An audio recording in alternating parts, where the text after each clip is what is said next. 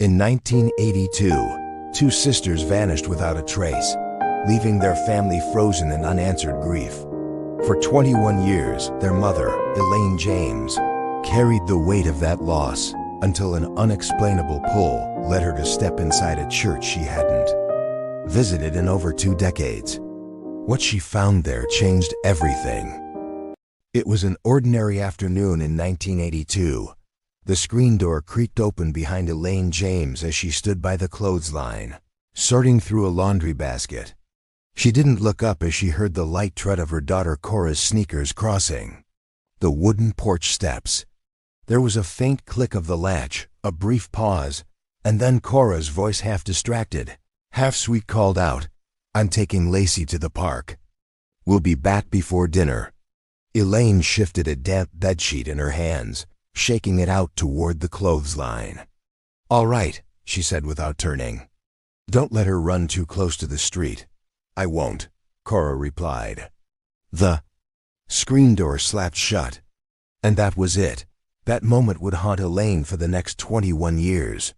She'd replay it thousands of times, the rustle of the sheet, the way her fingers pinched the corner tight, the fact that she hadn't looked up, hadn't made eye contact.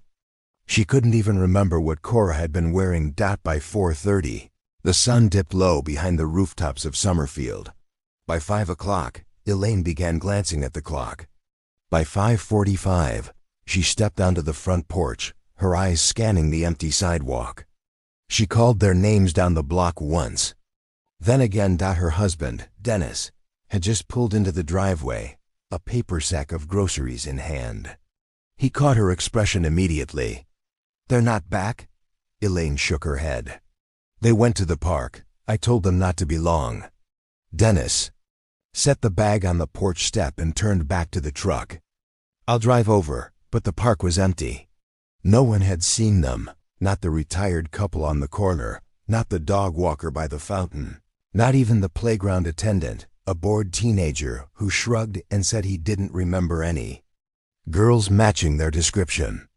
By nightfall, Dennis and Elaine had knocked on nearly every door within 5 blocks. Their son Matt, only 12 years old, sat on the living room couch, hugging his knees to his chest. The police arrived at 9:12 p.m., 2 cruisers flashing red and blue across the front lawn. The officers asked for recent photos, clothing details, last known locations. Elaine's voice was mechanical as she answered. Kora's favorite denim jacket, Lacy's purple backpack, a plastic hair clip shaped like a butterfly. She held that clip in her palm until the sun rose the next morning. In the weeks that followed, the town of Summerfield rallied. Posters went up in post offices, gas stations, and the elementary school. Volunteers combed forest trails behind the park, storm drains near the train tracks, even the school basement. But nothing turned up. No clothing, no backpack, no Kora, no Lacy. The search crews dwindled. Reporters packed up. Headlines faded, pushed off the front page by new elections. A tax hike, a string of burglaries. The James family was left to live in the after. Matt remembered hearing his mother cry late into the night, muffled by the bathroom door. He remembered how his father stopped going to work for a while. He remembered sitting in Kora's room, staring at the lined paper where she doodled her name in swirls. But mostly, he remembered how no one talked about it, as if avoiding their names might keep the family from breaking. He'd seen Kora once, the week before she vanished, standing in the school hallway, speaking to a teacher in low tones. Her posture was stiff. When she noticed Matt, she gave him a quick, forced smile and told him not to tell Mom she was staying late. He didn't tell. He never thought it mattered. Elaine James woke before dawn, as she had for the past 2 decades. Her days were quiet, predictable. Black coffee, crossword puzzles, vacuuming hallways no one walked through anymore. Dennis kept to himself, using the back door for coming and going. They didn't argue, didn't share meals, they simply coexisted. 2 survivors floating in parallel lines. Matt lived 30 minutes away in Ashland. He didn't visit often. When he did, He stood in the doorway, hands in his pockets, looking like a stranger who didn't want to stay long. Elaine didn't blame him. She didn't know how to speak to him anymore either. That Sunday morning, something inexplicable happened. Elaine was driving to the grocery store, the radio off, when she passed the familiar green sign for St. Bridget's Church. A pull like a memory tugging at the corner of her coat made her hands turn the wheel. Before her mind caught up, the church was quiet. A single bell tolled faintly as she stepped through the front door. The smell hit her first: old wood, candle wax, faint mildew. A young volunteer, maybe a college student, stood beside a crate of books near the pulpit. Elaine offered to help, not knowing why.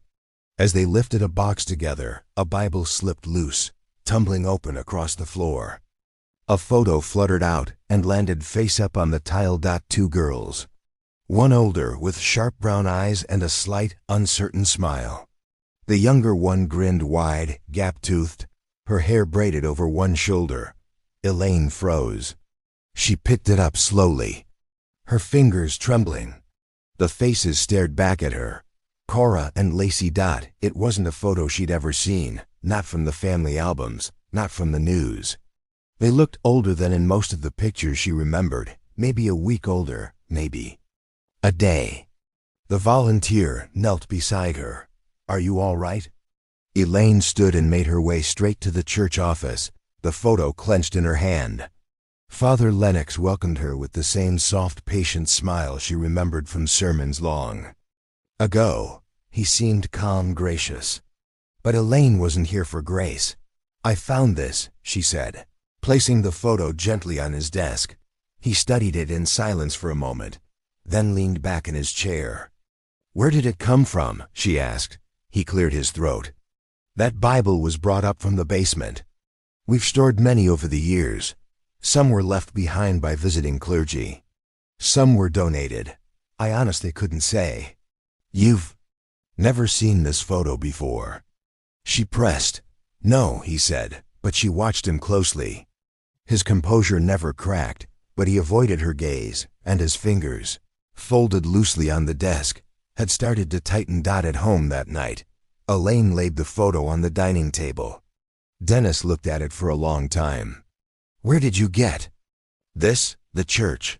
Inside a Bible." He shook his head slowly. "Don't do this again, Elaine. It's not just a memory, Dennis. It's real. Someone put it there. We've been through this. You think everything's a clue. Everything's a sign. I know this wasn't random." He pushed away from the table and left the room. Elaine didn't follow. Instead, she picked up the photo and held it against her chest. Elaine sat at the dining room table long after Dennis had gone upstairs. The house was silent now. No hum of the old TV, no footsteps overhead, just the faint tick of the kitchen clock. The photo lay beneath the glow of a single pendant light. She leaned closer, tracing the edges of Kora's hair, the faint sunlight that hit the corner of Lacy's smile. Her daughter stood in front of a plain brick wall, weathered a bit, cracked near the bottom. Behind them, a narrow strip of chain-link fence ran parallel to the building. It took her a moment to place it. The alley beside Summerfield Middle School, a back exit that led toward the old faculty parking lot. Elaine had picked Kora up there a few times during early dismissals. She turned the photo over. Faint ink, worn from time and handling, ran diagonally across the back. "You're mine." Her breath caught. It wasn't Kora's handwriting. It was slanted, almost adult, the ink starting to fade to gray. Her fingers curled tightly around the edges. She stood and reached for the cordless phone. Matt arrived just after noon the next day, wearing a faded jacket and carrying a manila folder. He stood in the entryway like a visitor. Elaine gestured toward the table without a word. He sat across from her, glancing at the photo already laid out. He picked it up and studied it for a long time, brows furrowed. When he turned it over and read the back, his mouth twitched. "This isn't from any of the photo boxes," he said. "No," Elaine replied. "It's not her writing." "I know." Matt set the picture down gently. Where did it come from? Elaine told him about the church, the Bible, Father Lennox's evasive answers. She expected skepticism, but Matt didn't argue. He sat back and rubbed a hand along his jaw. Maybe someone had it all this time, he muttered. Someone who was close enough to follow her. Then why keep it hidden? Elaine asked. He didn't answer. Summerfield Middle School hadn't changed much, at least not from the outside. It had officially closed in 1996, but the building still stood, used occasionally for storage or community events. The yard was overgrown, the flagpole rusted, one of the front windows cracked in a spiderweb pattern. Elaine hesitated at the front. Steps, her last memory here, one of chaos flashing lights. Search dogs, questions with no answers. She pressed the buzzer beside the main door. A minute later, a man with thinning gray hair and a maintenance shirt stepped into the hallway, dragging a mop bucket behind him. He paused when he saw her. "Mrs. James," he said, blinking. "Well, I'll be." "Hi, Mr. Callahan," she said. "I didn't think you'd still be here." He gave a modest shrug. "Part-time. Someone's got to keep the lights on." They exchanged awkward pleasantries before she stepped closer, lowering her voice. "I was hoping you could help me with something. It's related to back then." His face softened with caution and sympathy. "You've got questions after all these years." "I do." He led her to a dusty break room with metal folding chairs and offered her the cleanest one. He sat across from her, hands folded, eyes searching hers. "There's something I wanted to ask," Elaine said, her voice steady but her fingers twisting. In her lap. "Do you remember anything strange around the time Kora disappeared? Anything unusual at the school? Teachers acting off? Anything that stuck out?" Mr. Callahan leaned back slightly, thinking. "Unusual?" He repeated. "Well, that whole month felt strange after it happened, but before, yeah, maybe." He tapped his knuckle against the metal table. "There was one teacher taught. English, I think. Kept mostly to himself. Tall, bearded, always reading something heavy, real intense type." Elaine's expression didn't shift, but her chest tightened. "You noticed anything specific?" He hung around the halls a lot, even when he didn't have class. Would watch the kids at recess from the staff doors. Made some folks uneasy. But nobody said much back then. Callahan scratched the back of his neck. "Well, there were a few who tried too hard to be liked, if you get what I mean. But this one was a bit of a loner. Taught English, I think. Tall, always carried a book in his coat pocket, had a beard." Elaine leaned in slightly. "Do you remember his name?" "Wish I did. Never talked to him much. Quiet type, kept to himself unless it was in front of a classroom. Gave me the creeps, though, the way he used to stand outside during lunch and just watch." "Watch what?" "Mostly the older girls." Elaine didn't flinch, but her stomach turned. "And after my daughters went missing?" she asked. Callahan nodded slowly. He was off. Took a few days of personal leave. Came back like nothing happened. Wouldn't look anyone in the eye. Did anyone ever question him? Not officially, as far as I know. People were grasping at everything back then. But I don't think he was on anyone's radar. Elaine was quiet for a long moment. Callahan hesitated, then added, "You thinking this has to do with him?" Elaine didn't know how to answer. Erin Malone had retired from the police force in 1998, but her gaze still held the sharpness of a detective. Her modest home was lined with framed certificates and faded newspaper clippings, tacked discreetly to a bulletin board. She ushered Elaine in with quiet professionalism. "You have it with you?" she asked, skipping small talk. Elaine handed over the photo. Erin studied it, flipped it, read the message on the back. Her lips pressed into a thin line. "You said you found this inside a Bible?" Elaine nodded. "And you haven't been to that church in how long?" "Since the week after they disappeared." Erin motioned toward the kitchen. "Coffee?" "Yes, please." They sat at the table as Aaron jotted notes on a yellow pad. So the photo was in a Bible that came from the church basement, which means it was left behind or hidden. I think it belonged to someone who lived there, Elaine said. You mentioned the priest looked rattled. He said it was probably donated by someone years ago, but I could see it in his face. He knew. Aaron tapped her pen against the pad. And you don't recognize the handwriting? Elaine shook her head. Matt doesn't either. Aaron narrowed her eyes at the photo again. This alley, do you know where it is? Neighborhood Park. Aaron stood and crossed to a filing cabinet. She pulled a small box from the bottom drawer and opened it. Inside were faded notes, clippings, and a few old Polaroids marked James Case. She brought it back to the table and laid one of the crime scene photos beside the one Elaine had brought. There, she said. That's the spot. Elaine leaned over. The realization settled over her like ice. Whoever took that photo was close. Aaron looked up. You ready to do this again? Elaine nodded. I've never stopped. Matt's apartment smelled like dust and cardboard. He hadn't touched the box in over 15 years. It sat buried in the back of his closet, taped shut, marked Kora in block letters. He opened it slowly. Inside were an old stack of her notebooks, a cracked plastic bracelet, and a folded note he'd once slipped into her door on her birthday. He picked up one of the spiral notebooks and flipped through. Most of it was homework, but tucked between the pages was something different, a piece of wide-ruled paper, torn at the corner. Only a few words, written in slanted pencil. Why doesn't he just leave me alone? What a creep. Matt stared at it, his heart thudding. He didn't remember seeing it before. Maybe he'd overlooked it all these years. Maybe he hadn't wanted to look. He picked up his phone and called his mother. I found something.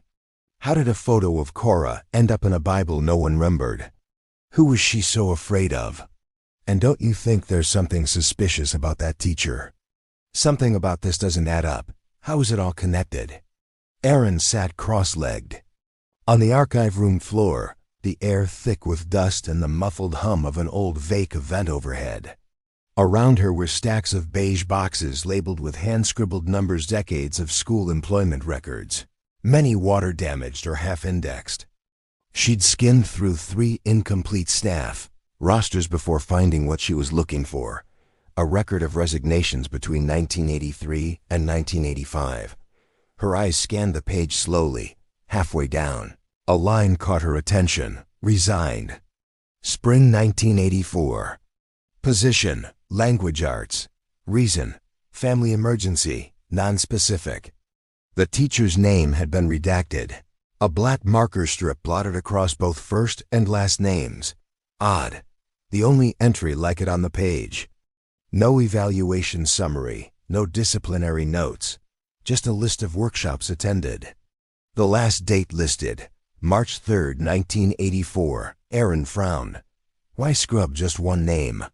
She slipped the page into a folder and scribbled a note in her pad. Missing name. English. Teacher, resigned 1984. Investigate via yearbooks or witness ID. She leaned back, blinking against the harsh overhead light. Whoever this teacher was, someone had gone to the trouble to wipe his trail. Elaine hadn't been inside the storage wing of the old school since the early search efforts. Most of the teachers had long retired, and the main office was used for overflow inventory, outdated textbooks, broken lab stools, record boxes no one wanted to throw away. With Mr. Callahan's key, she let herself into the dark hallway and clicked on the overhead lights, the bulbs buzzing slightly as they warmed. At the end of the corridor sat a locked cabinet labeled Archives. She turned the key. Inside were stacked yearbooks dating back to the 1970s. She pulled out the slim, blue-covered 1982 edition and laid it across a nearby table. Her fingers trembled as she flipped to the faculty page. Rows of posed staff portraits, most smiling, some stern. Then her eyes caught a detail so subtle it might have been missed entirely. A face in the second row, blurred slightly by graphite. Smudges.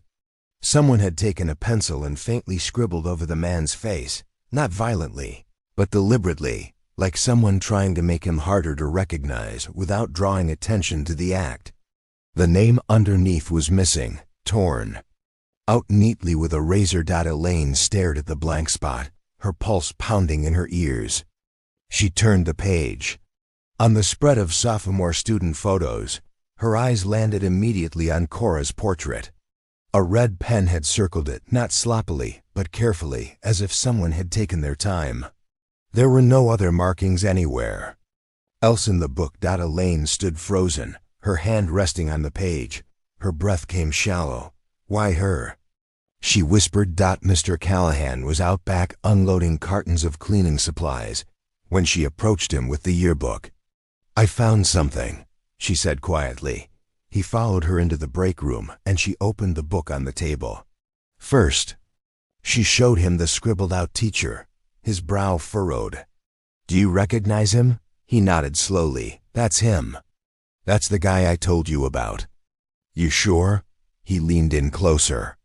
Yeah, I remember the tie, the elbow patches. Used to sit alone at lunch. Never chatted with the rest of us. Had this habit of tapping his pen on the desk whenever a girl was late to class, like he was impatient, but trying not to show it. Elaine turned to the next page and pointed at the red circle around Kora's photo. She didn't ask anything, she just let him see it. His expression darkened. No one else is marked. No, Elaine said. That's not right. Elaine closed the book gently and held it against her chest. Can I borrow this? Callahan nodded without hesitation. Take it. As she stepped out into the light, she felt it rising inside her, a bitter tide of something old and sharp and unforgiving. Regret, anger, shame. That spring, Elaine hadn't thought about it in years. Kora had asked her something odd. They were standing at the kitchen sink. Kora had come in late from school again, and Lacy had been squirming at the table, hungry and restless. Mom, Kora had said, can I change the days I walk Lacy to the park? Elaine, hands wet and dishes clattering, had barely turned around. Why? You already do Tuesdays and Thursdays. That works. I know, it's just, maybe Mondays and Wednesdays would be better. Elaine remembered sighing. Just get her outside and keep an eye on the time. Kora hadn't pushed. She never did. Now, 2 decades later, the memory rose with perfect clarity, not just the words, but the tone in Kora's voice. It hadn't been a casual request. It had been cautious, testing the waters, looking for permission to retreat. Elaine sat down on the school steps, the yearbook in her lap. She hadn't seen it then, but she saw it now. That night, Elaine laid the yearbook on the dining table in front of Dennis and Matt. Matt flipped through the pages quickly, then stopped at the faculty photo. Who's this? He asked, pointing to the scribbled-out man. Elaine didn't answer. Immediately, she turned to the circled image of Kora. Someone marked her. Dennis stared silently. Elaine turned to him. You remember when she asked to change her walk schedule? He nodded slowly, vaguely. She was scared, Dennis. She just didn't say it out loud. Matt furrowed his brow, staring at the faded photo. I've seen this guy before. Elaine looked up. Where? Matt hesitated. He came to the house once, asked if you were home. Said he was Kora's teacher. I didn't think much of it. Figured he was dropping something off. Elaine went. Still, why didn't you tell me? You were already overwhelmed. Dad told me not to worry. Elaine tapped the corner of the page. He's the one the janitor remembered. And Aaron found his name in the staff records. He left in 1984. No forwarding, no details. Dennis pushed the yearbook away. So what now? Elaine looked at both of them, her voice steady. We find him. The air inside the Summerfield police station was filtered and sterile, buzzing faintly with fluorescent light. A young officer at the front desk directed Elaine and Aaron to a windowless interview room where a senior detective named Keller waited, arms crossed, his expression neutral. Aaron laid the yearbook on the table. One teacher's face erased, Kora's circled in red. Same man quietly resigned after the disappearance. We found his name in an archive roster, Malcolm Lennox. Keller flipped through the photos with the casual detachment of someone browsing a catalog. What's the time frame? He left in early 1984, no listed cause other than family medical leave. The janitor remembered him. And we found a photo of the girls, unfamiliar to the family, with "Your mine" written on the back. It turned up inside a Bible at St. Bridget's church last week. Elaine slid the photo forward. Keller gave it a glance. No date stamp, no fingerprints, nothing to confirm who wrote that. Elaine's hands curled in her lap. It was hidden on church grounds, 21 years after my daughters vanished. He leaned back. We're not denying it's suspicious, Mrs. James, but what you've got here, yearbook markings, a note. Without a signature, word of mouth from a janitor, it's all anecdotal. Aaron kept her voice measured. We're not asking for an arrest. We're asking for a deeper look. Who pulled Lennox's file? Who authorized his transfer, if there was one? Keller sighed. I'll see what I can find, but I wouldn't expect miracles. It's an old case, and anything actionable is going to need real evidence. Elaine stood slowly. He took them, I'm sure of it. The detective offered a polite nod. We'll keep your statement on file. Outside, Elaine didn't speak. Until they reached the car. He looked at that picture like it was nothing, she said. He doesn't see them, Aaron replied. We do, so we keep going. Elaine stepped through the door that evening and found Dennis standing at the sink, drying a plate. It was the first time in weeks he'd used the kitchen while she was home. He turned before she could say anything. I heard you went to the police. She didn't sit. We had to. He placed the plate down carefully. Do you hear yourself? Elaine, you're chasing shadows. You're pulling Matt back into all of this. He's already in it. You're destabilizing everyone. We survived this once. Don't rip it open again. Elaine's voice cracked. We didn't survive. We paused. Dennis's face tightened. And you think this will give you peace? I think I need the truth. From the hallway, Matt's voice came, quiet but firm. She's right. Both parents turned. He stepped into the room, holding the torn note he'd found in Kora's old notebook. We didn't survive, he said. We just froze. The hospital where Sarah Clay worked was a modest regional clinic 30 minutes from Summerfield. She met them outside the staff lounge on her break, her blonde hair tucked into a loose bun, her dark scrubs slightly faded from too many shifts. She recognized Elaine immediately, her smile softening. You haven't changed much. Elaine blinked back, surprised. You have. I work too much. Helps me sleep. Aaron handed over a printout of the yearbook photo.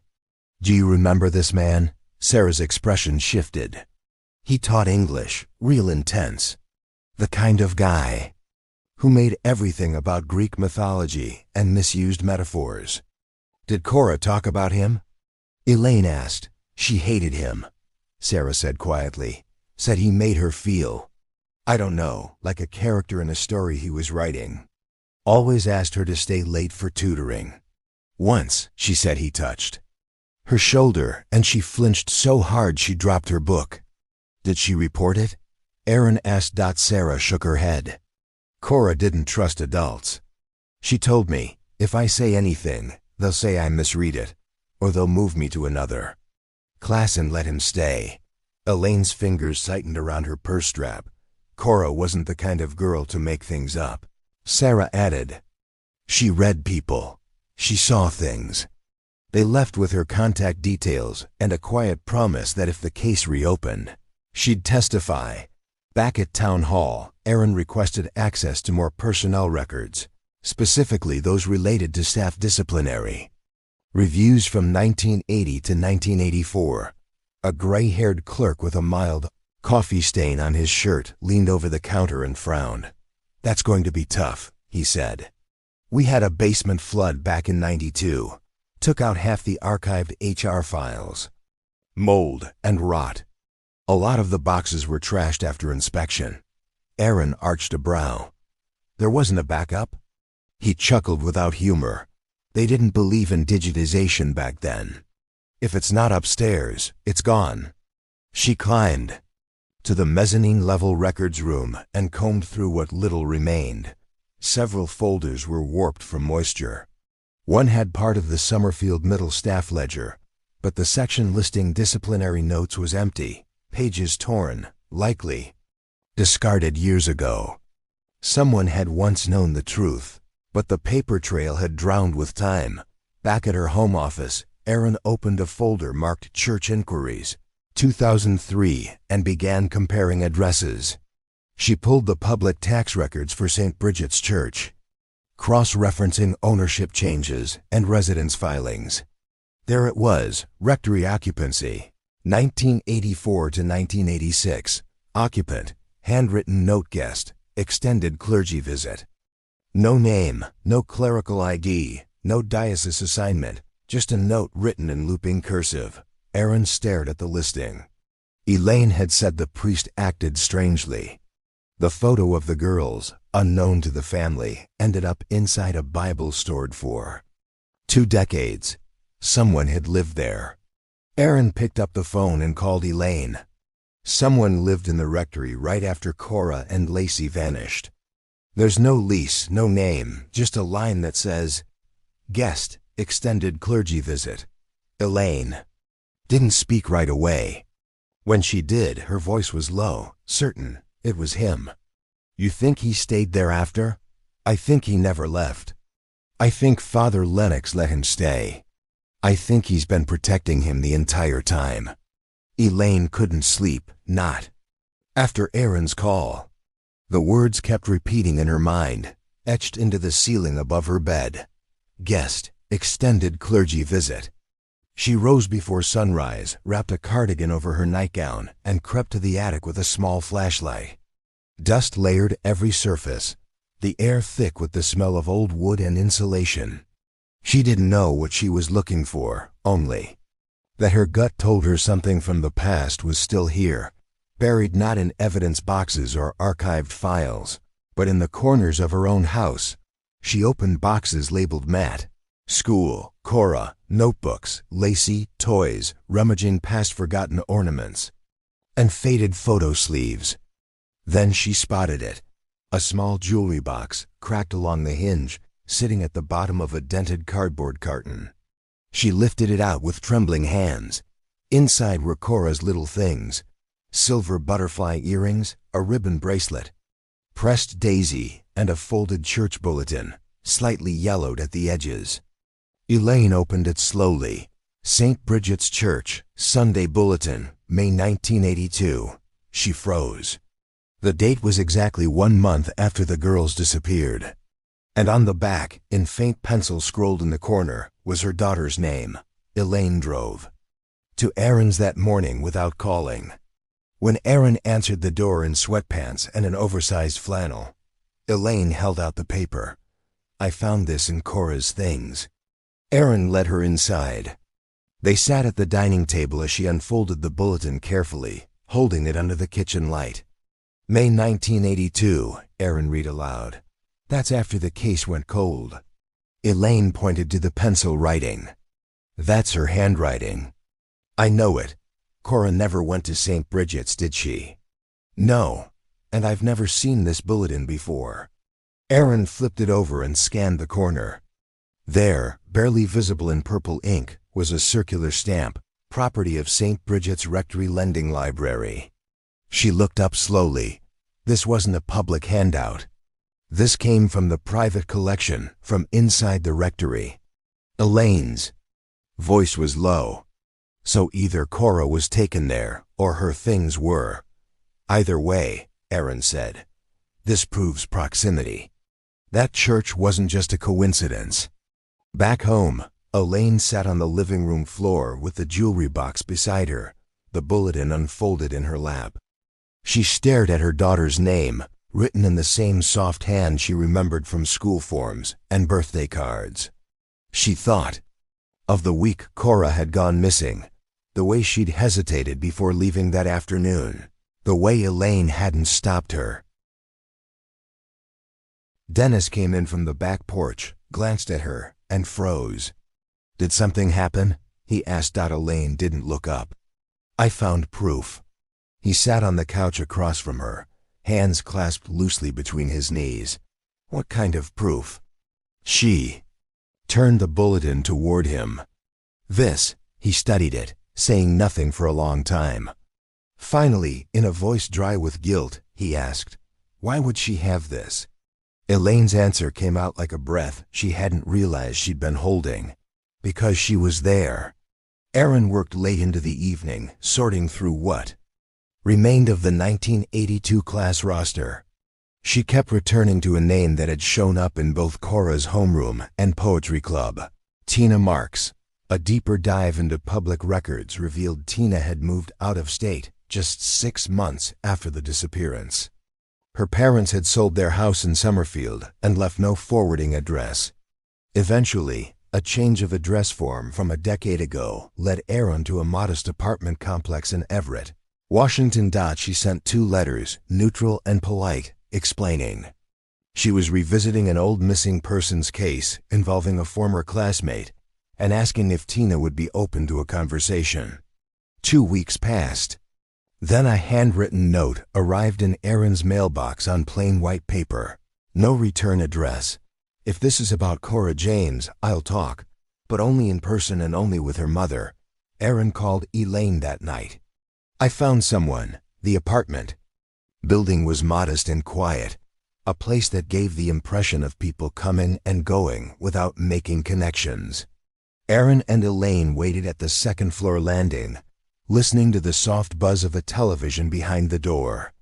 When it opened, Tina Marks stood in the doorway, smaller than Elaine expected, her frame folded inward like she was bracing for something. Her hair was cut short and tucked behind her ears, her eyes cautious but watchful. She didn't speak. She simply stepped aside and motioned for them to enter. The apartment was clean, but bare. No photos on the walls. No clutter, just a low couch and a coffee table scattered with paperbacks and unopened mail. Tina sat on the edge of a chair near the window, her hands wrapped around a cup of tea. Elaine sat across from her, the photo of Kora and Lacy already out on the table. Tina's eyes locked on it. "That's them," she said softly. "That's the photo from behind the school. You recognize it?" Erin asked. Tina nodded. "Kora told me about it." Elaine leaned forward, her voice gentle. "We've been trying to understand what happened. If there's anything you remember." Tina looked down at her hands. She was different that spring, jumpy. She didn't want to walk alone anymore. "Said someone kept showing up after class, at the store near her street." "Did she say who?"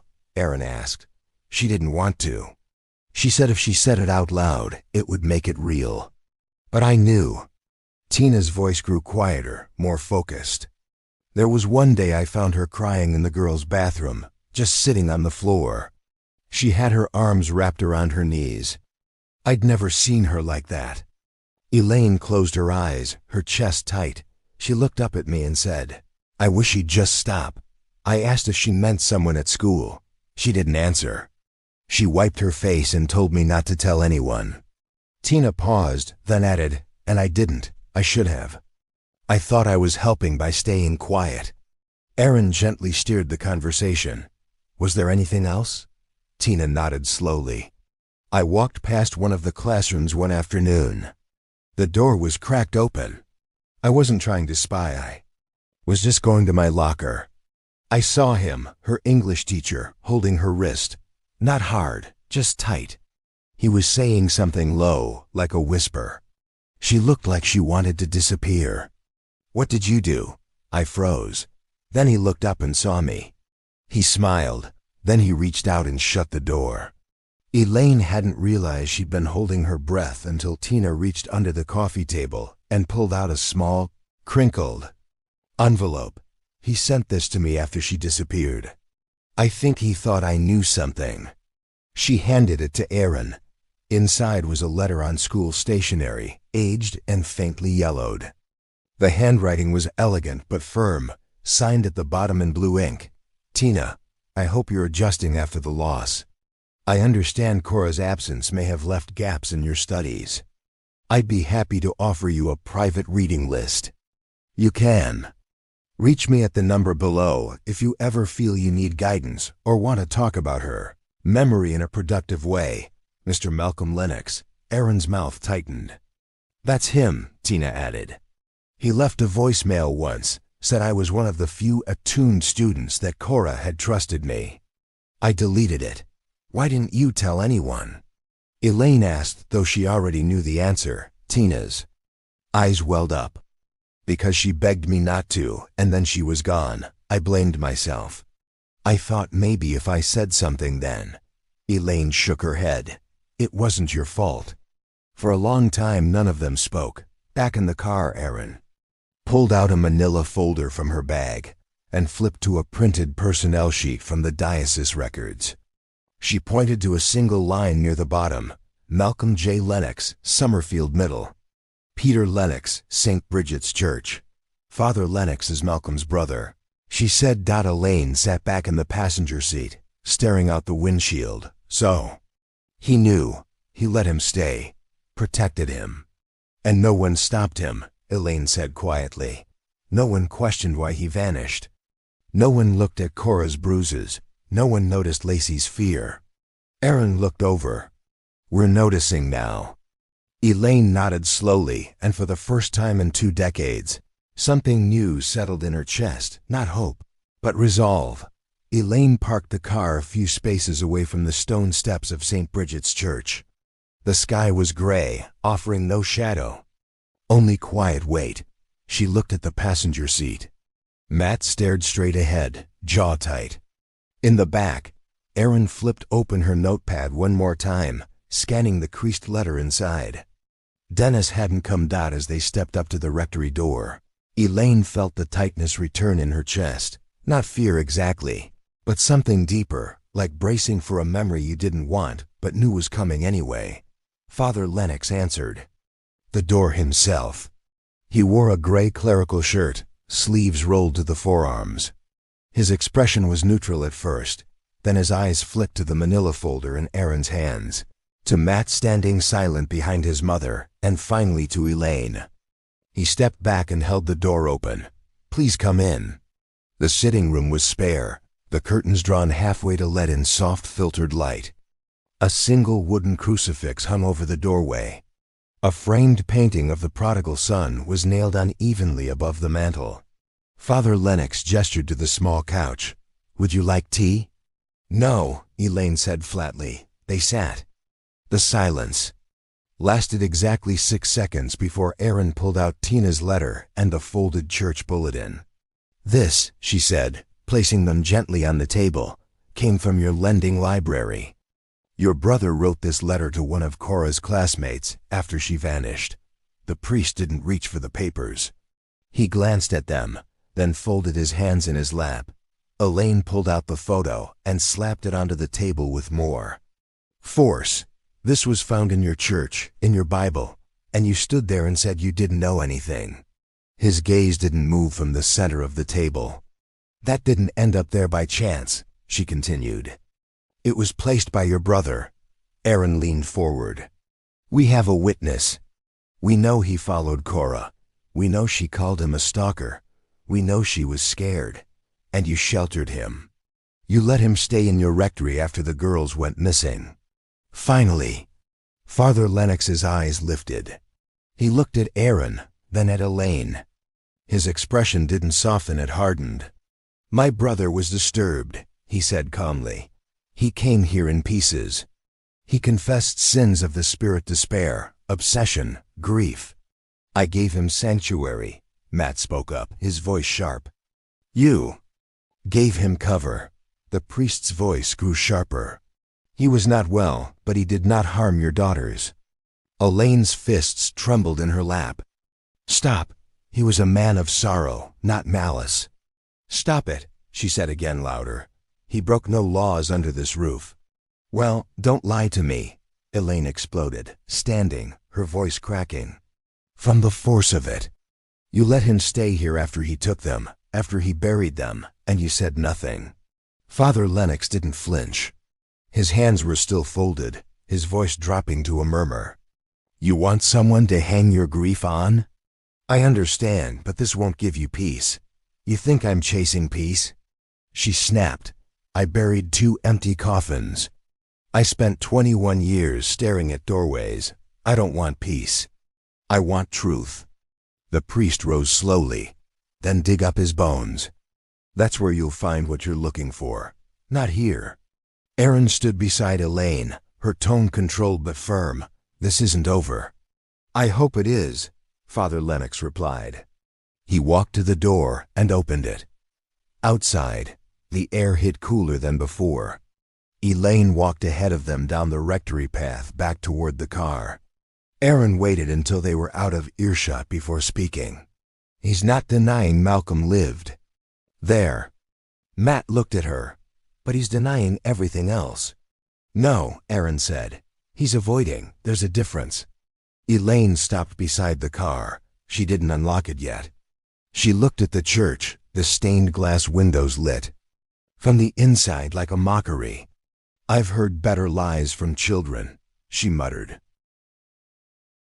Erin flipped open her notepad and pointed to a detail she hadn't mentioned inside. That bulletin. The stamp isn't just from the lending library. It's dated May 6th. That's the same week Malcolm resigned. Matt furrowed his brow. So he didn't just pass through. He was living here while the investigation was active. Elaine nodded slowly. And Lennox kept him close. Too close, Erin added. They got into the car, but no one reached for the ignition. Back at Erin's office, they spread everything across the table. Photo, bulletin, letter, Kora's name in pencil, the note Matt had found, the circled yearbook portrait, the scribbled-out teacher's face, a printed timeline of Malcolm's. Employment, a second sheet with the rectory's resident ledger. Erin traced her finger along the list. It all lines up. He left the school, disappeared from records, and shows up at a church where his brother's in charge without ever being named. And that Bible, Matt said, wasn't just forgotten. It was sealed up, stored. Elaine looked down at the photo, Kora's eyes, Lacy's smile, the cracked brick wall in the background.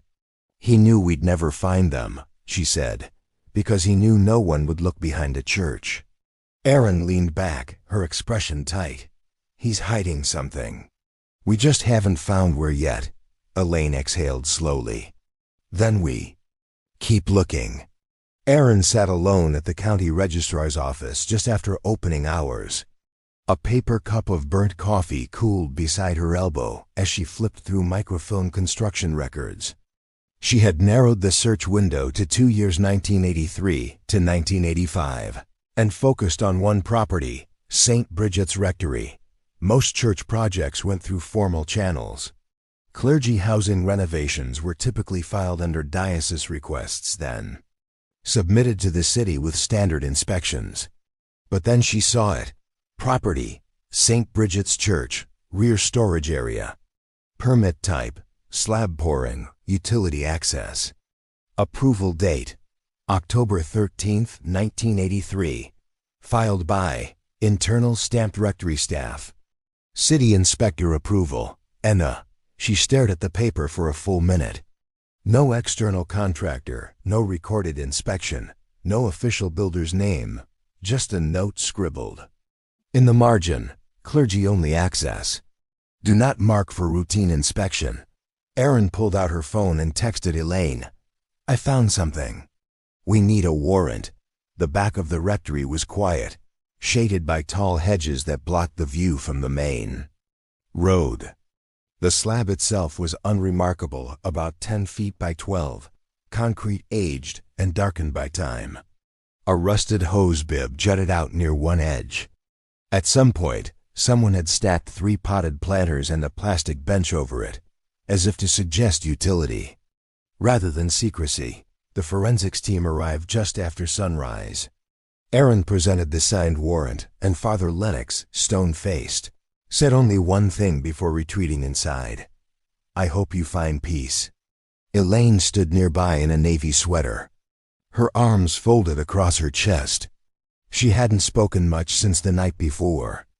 Matt stood beside her, hands in his pockets, watching as two forensic specialists began cutting into the concrete with a gas saw. Aaron kept her focus on the edge of the slab. She had seen it once before in another case, a quick cover job, just deep enough to contain a secret without being questioned. At 11:07 a.m., the saw hit something softer. A dull clunk, followed by silence. Then the digging began. The soil beneath the slab was packed and dry, unnatural for Oregon earth that typically held moisture year-round. A forensic assistant knelt down with a small brush and slowly swept back. The top layer, the first object uncovered, was a plastic hair ribbon, pink and flattened by pressure. A faded metal clasp barely held it together. Elaine gasped. Matt instinctively reached out, bracing her at the elbow. She didn't cry, not yet, but her breathing hitched and her knees began to give. The tech's brush moved slower now, more cautious. Next came a piece of cloth, pale blue with yellow stitching, part of a child's dress. Then a small warped cassette player, partially melted, the plastic cracked. On its back, scratched by a sharp object, were 5 uneven letters, Kora. The brush stopped. The technician looked up at Aaron. "We've got remains." She stepped closer, nodding for them to continue. 2 sets of bones, side by side. Elaine sank to the grass. Matt caught her just before she fully collapsed, lowering her gently to her knees. Aaron turned away just long enough to call the coroner. Dennis pulled up just past noon, dust still clinging to the hood of his truck. He hadn't spoken to anyone that morning. Elaine had left him a voicemail, short, shaken. "They're digging. They think they found them."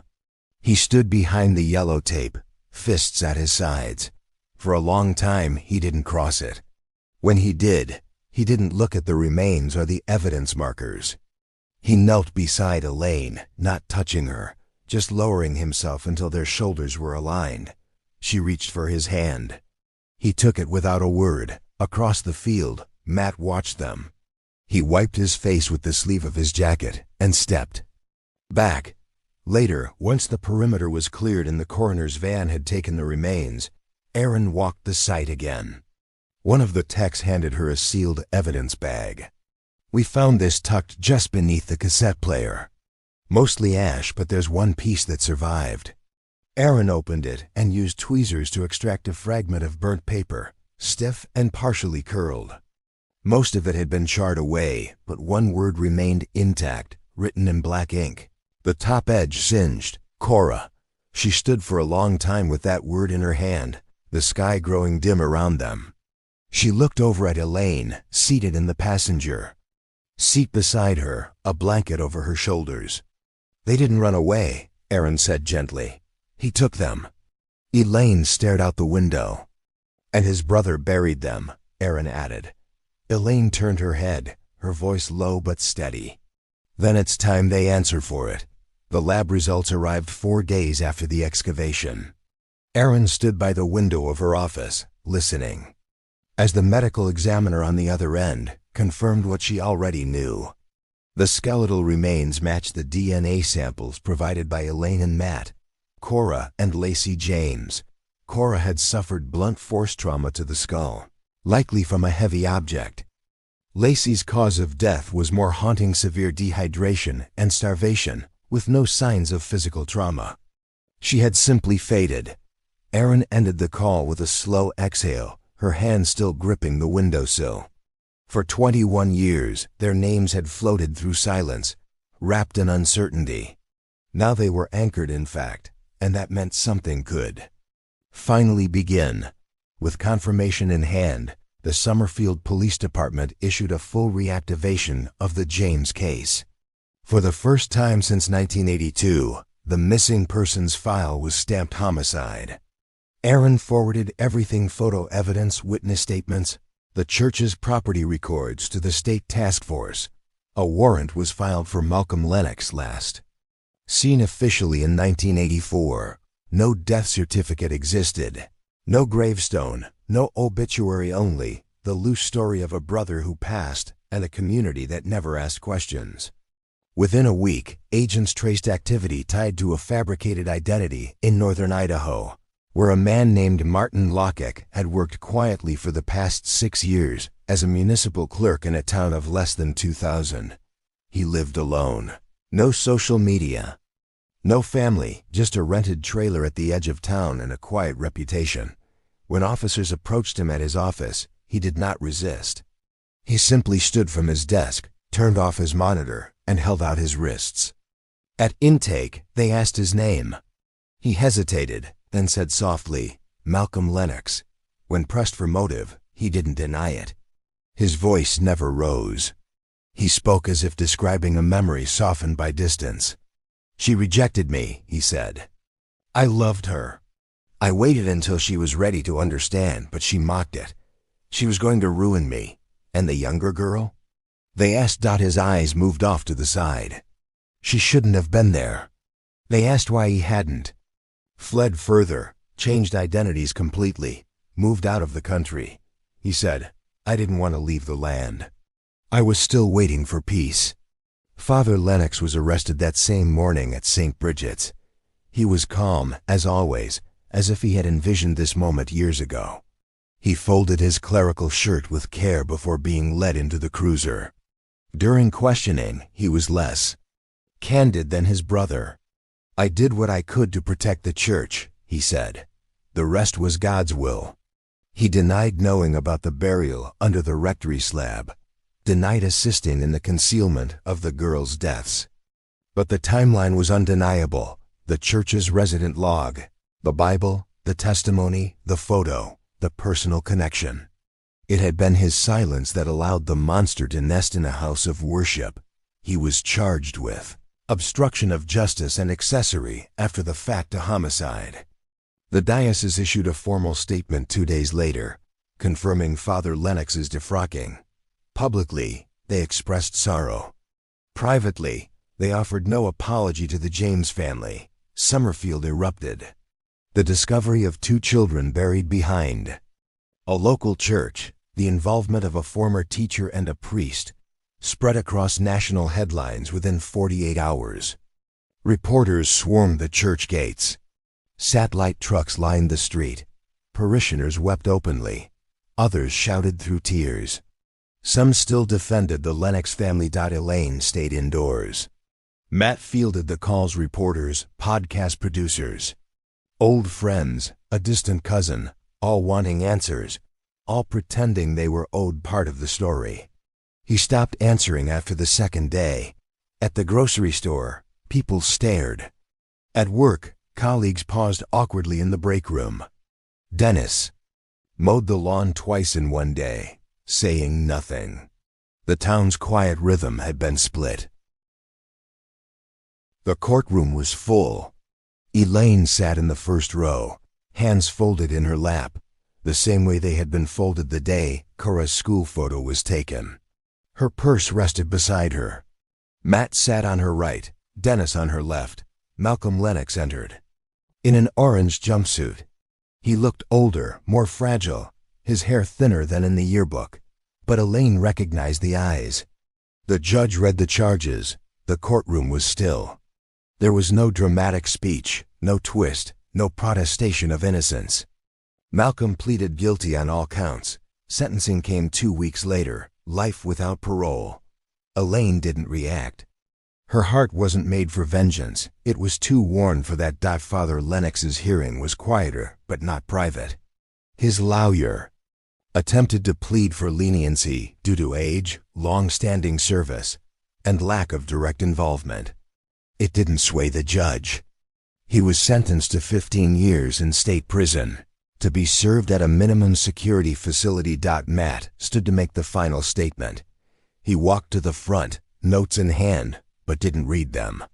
"My name is Matthew James," he began. "You didn't just take my sisters. You didn't just take 2 girls from a family. you ruined us." His voice wavered, but he didn't stop. "You took my mother's voice. You took my father's strength. You took my childhood." A gentle breeze rustled through the oaks that lined the edge of Stone Mill Cemetery, where the grass was always just a little longer than it should have been, and the world seemed to move a touch slower. Two matching headstones stood near the back, just under a willow tree. The engraving was simple, unadorned by angels or etched verses. Elaine stood in front of them, her hands folded in front of her. The sunlight broke through the branches above, dappling the graves and shifting patches of warmth and shadow. Dennis stood beside her. They hadn't planned to come together. He'd simply shown up that morning, dressed in his dark coat, holding nothing but a small bouquet of wildflowers, Lacy's favorite. Elaine didn't speak. She didn't need to. Dennis gently reached for her hand. She didn't pull away. They stood, not as fractured people, but as parents bound by love and loss and something finally named Dot in her desk. Erin Malone closed the last folder she would ever work on. She had taken the week to organize every report, photo, and handwritten note tied to the James case. The files were arranged chronologically, the evidence cataloged and referenced with crisp labels. She'd spent hours cross-checking every document, every scrap of testimony, ensuring no detail was lost to time again. She sealed the James folder with a single strip of archival tape and whispered aloud to the empty office, "Let this one stay." Closed. Then she turned off the light, locked the drawer, and walked out for good. The forest trail hadn't changed much. It still curled through the trees just beyond the neighborhood, the dirt path carved deeper by time and quiet footsteps. The creek murmured along its bend, and the old moss-covered bridge let out its familiar creak beneath the weight of memory. Elaine sat on the weathered bench near the clearing, the place where Kora and Lacy had last been seen, where childhood met the edge of something darker. In her hand, she held the photo, not the posed portrait from the school yearbook or the framed one above the fireplace, but the one that had slipped from the pages of the Bible, the one no one had ever seen, the one taken by a man who mistook control for care, who called obsession love. Elaine looked down at her daughter's faces, captured without consent, yet still shining with something real, a moment he never deserved to keep. She traced the edge of the paper with her thumb, then reached into her coat pocket for the lighter. The flame caught quickly. The photo curled in her palm, blackened at the corners, then folded inward as the fire consumed it. She let the ashes scatter into the wind. "Rest in peace, my loves," she whispered. The trees rustled as if in answer. A hush fell across the clearing. Elaine remained seated for a while longer, her hands empty now. And when she finally stood, she didn't look back.